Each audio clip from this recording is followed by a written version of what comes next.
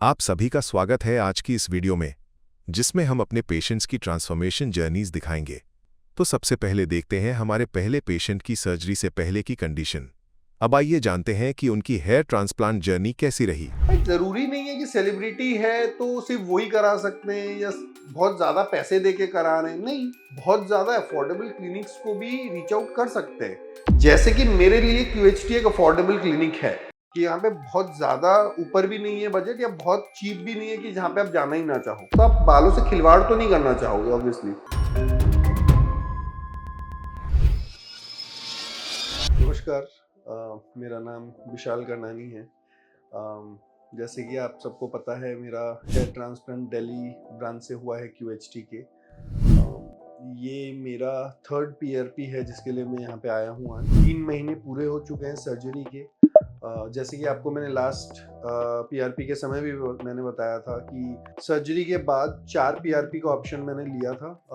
ये अब मेरा तीसरा PRP है। उस हिसाब से अगर आप देखेंगे तो मेरा ग्रोथ आप खुद ही देख सकते हैं कि 3 महीने हुए हैं और 3 महीने के हिसाब से मेरी ग्रोथ मेरे हिसाब से तो काफ़ी अच्छी है।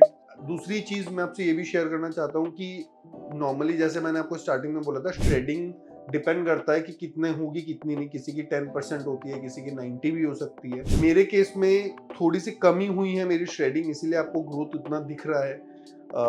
अभी के हिसाब से सब कुछ सही है।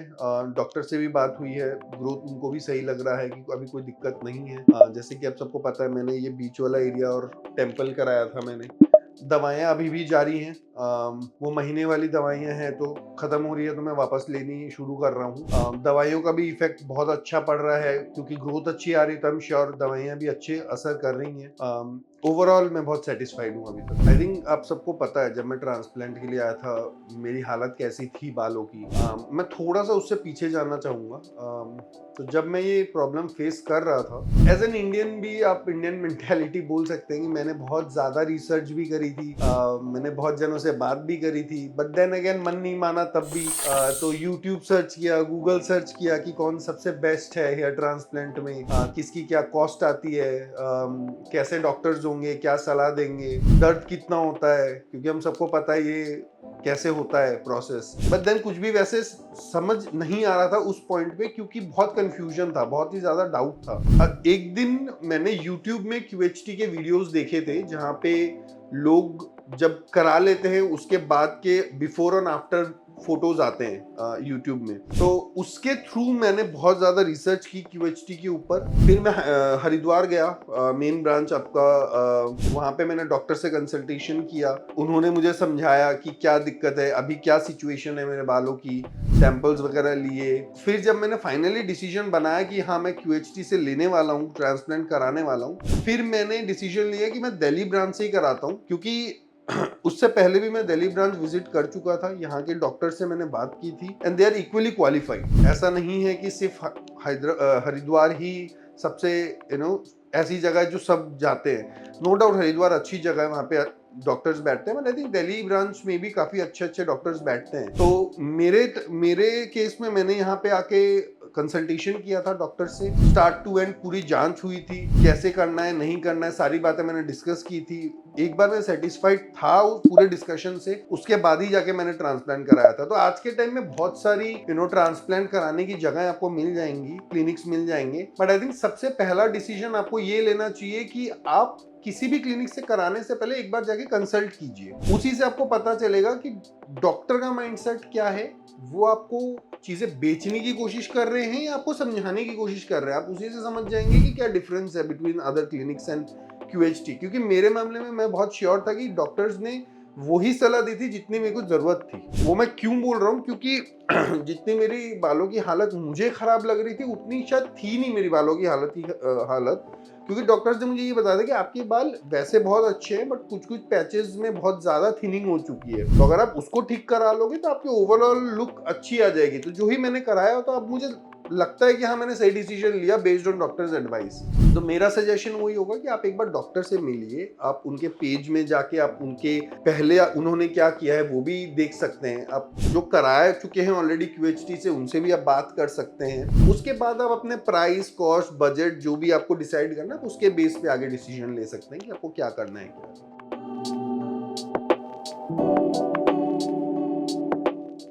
मुझे नहीं लगता, क्योंकि मैंने हरिद्वार में भी डॉक्टर से बात की थी, वहाँ पे भी मैनेजमेंट आपकी जो है वो भी वैसी ही है, सपोर्टिव है। ऐसा नहीं है कि वहाँ पे है ये यहाँ पे नहीं है, यहाँ पे वैसे यहाँ पे नहीं है। यहाँ पे भी जब मैं आया डॉक्टर से बात की मैंने, दे आर इक्वली क्वालिफाइड। उन्होंने उतनी ही इन डेप्थ तरीके से मुझे समझाया कि मेरे को क्या रिक्वायरमेंट है, सैंपल्स वगैरह ली गई, टेस्ट हुई हैं।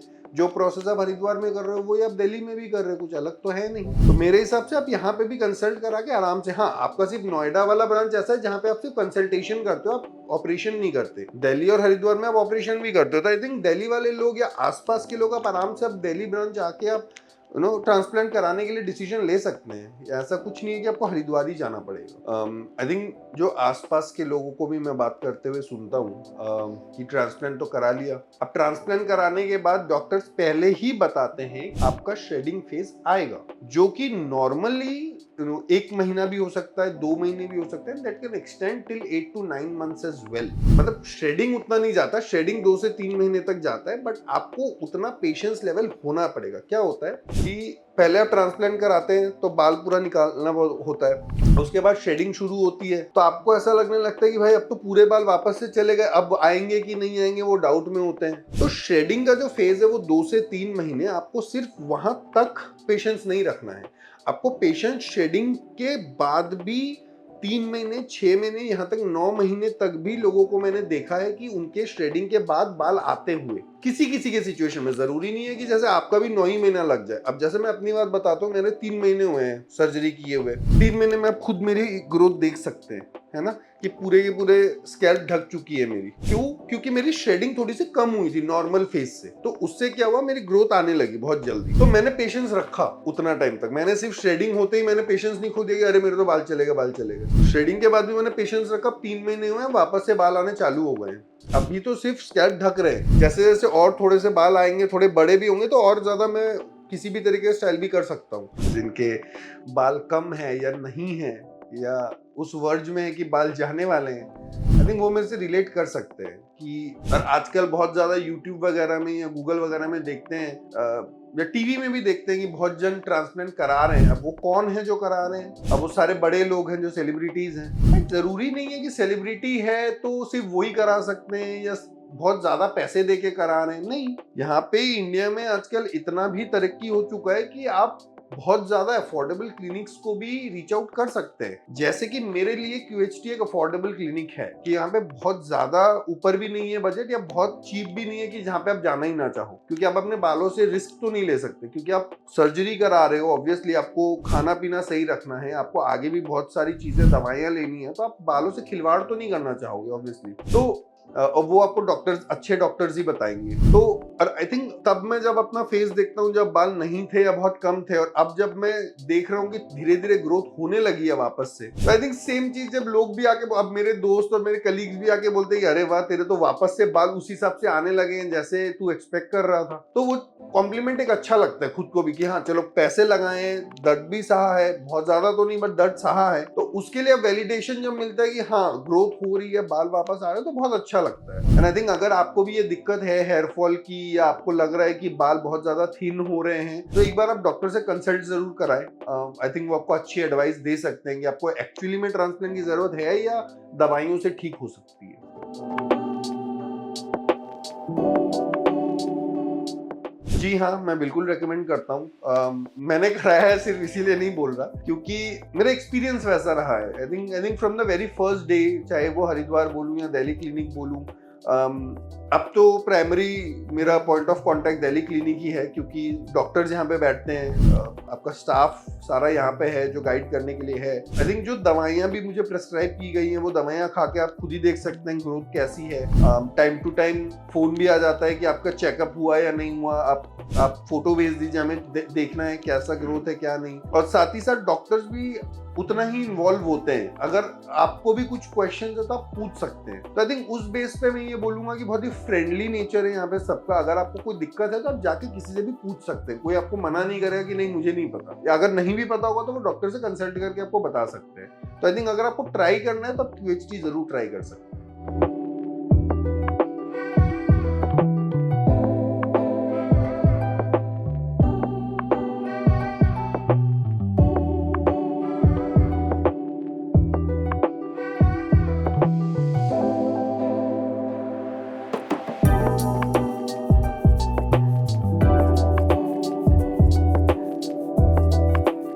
अब आगे बढ़ते हैं और मिलते हैं हमारे अगले पेशेंट से। लेकिन लाइफ में एक सब कुछ चला जाए चल जाएगा, पैसा वगैरह बाल गए ना सब कुछ चल जाता है। Hi, my name is Kunal and मैं QHT बहुत दिनों से प्लान कर रहा था कि ट्रांसप्लांट करने के लिए। फिर मैंने डिसीजन लिया और QHT में मैं अभी फिलहाल तो ट्रांसप्लांट कर रहा हूँ। हेयर लॉस का रीज़न आई थिंक सबसे बड़ा तो जेनेटिकली है, तो वो सबसे पापा को है तो आपको ही होगा, तो चांसेस 100%। QHT में बहुत मतलब 1-1.5 साल से फॉलो कर रहा हूँ। हर टाइम में वीडियो देख रहा हूँ, यूट्यूबर्स के भी वीडियोस के रिजल्ट्स बहुत अच्छे हैं, रैंडम पीपल्स के भी वीडियो रिव्यूज बहुत अच्छे बढ़िया है। तो मैंने सोचा कि कनेक्ट करता हूँ, मेरे को कॉन्फिडेंस आ गया था QHT से, तो मैंने कुछ दूसरा कोई देखा ही नहीं। मैंने कहा बस QHT से ही करेंगे, बेस्ट लग रहा है। ट्रांसप्लांट करा लेना चाहिए मुझे। अभी ये 1-1.5-2 साल से लग रहा है कि ट्रांसप्लांट मतलब करना ही चाहिए, क्योंकि मैं ट्रीटमेंट कर रहा था, बीच में मैंने ट्रीटमेंट की तो वो प्रॉब्लम थोड़ी सी स्टेबल रहती है, हेयर फॉल होता नहीं है, बट सर्टन स्टेज 2-3 महीने पास होने के बाद फिर हेयर फॉल स्टार्ट होता है, देन फिर वही होता है। तो मैंने कहा इसको परमानेंट सोल्यूशन ट्रांसप्लांट ही है, और ट्रांसप्लांट के लिए फिर मैंने बहुत सारे क्लिनिक वगैरह प्रेफर किए, बट मुझे लगा कि QHT बेटर है।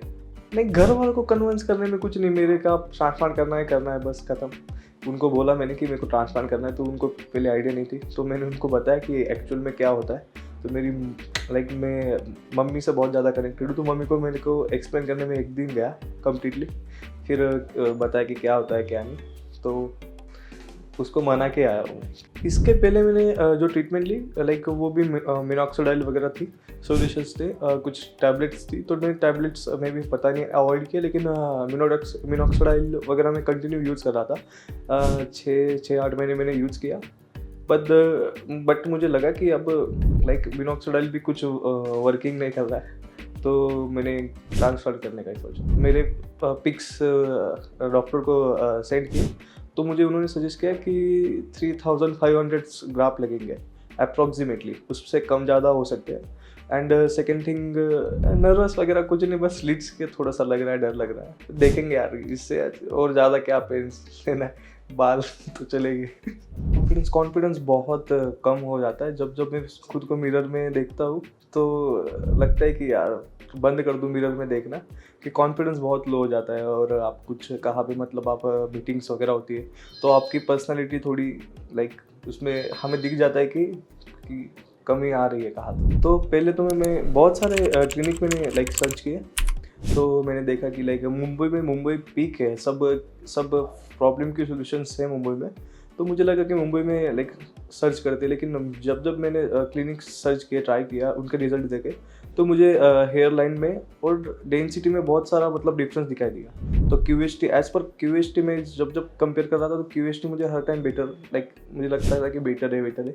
एंड देन मैंने सोचा कि ट्रांसप्लांट पे नंबर 1 अभी QHT है, तो इसलिए मैंने सजेस्ट किया और खुद को बोला कि यस, QHT को डन करते, लॉक करते एंड प्लान करते, जितना जल्दी हो सके, एज सुन एज पॉसिबल की ट्रांसप्लांट सर्जरी। मुझे QHT से बेटर क्यों लगता है, क्योंकि अदर जो क्लिनिक्स है उनके पास तो बहुत सर्जन है जो बहुत उनका एक्सपीरियंस मुझे लगता है एज पर कम लगता है।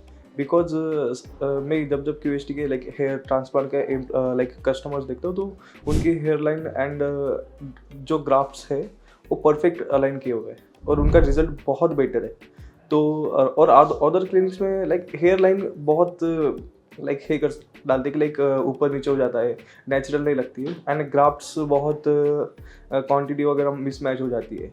तो मुझे लगता है कि वो बहुत बड़ा इशू है। एक्सपेक्टेशन यही कि मतलब बाल हो, बस दिखना चाहिए कि बाल हो, बस अच्छा हो दिखने के लिए। लुक चेंज हो जाएगा तो फिर कॉन्फिडेंस तो आ ही जाएगा, बाल आ जाएगा तो सब कुछ आ जाएगा, और बस बाकी कोई नहीं, फिर शादी करेंगे।